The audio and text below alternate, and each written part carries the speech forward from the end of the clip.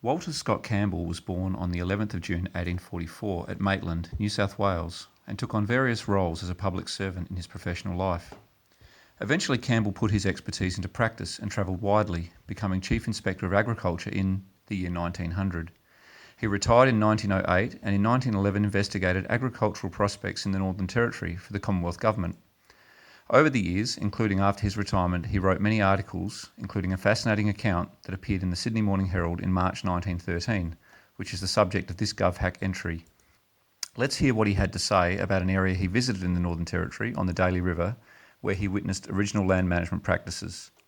He said, "The work of procuring the daily food falls to the lot of the women, or the greater proportion does, and yam digging is performed, as far as I could gather, by old women. The survival of the yam, I found, was due to the care of the natives, at any rate by one tribe on the Daly River. These elderly ladies may be seen wandering about with their yam sticks and tapping the ground occasionally to hear if there are yams to dig. The yam sticks are interesting articles of native husbandry and are much valued." He then went on to say, "A yam when mature obtains a considerable size, and growing around are several small offshoot yams. When an old lady discovers a yam by tapping the ground, the vines being deciduous, having withered away, she digs it up carefully with its surrounding small yams, pulls these off, digs up the ground and plants them. This seems to carry one's mind back thousands and thousands of years to the very dawn of agriculture. When the only two settlers on the Daly River began to clear a few acres of land 3 or 4 years ago for cultivation, and had it dug up, a number of yams of all sizes came to light. The blacks who were assisting in this work collected these yams, put aside the large ones, and began to plant all the small ones."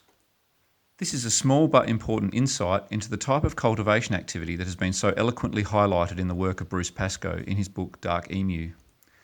Walter Campbell died on the 25th of July 1935, but his insights, along with many others of his era, and in some cases long before, are still providing us with the clues we need to unravel the hidden past of the active management of Australia's land and soils by our Indigenous people for millennia.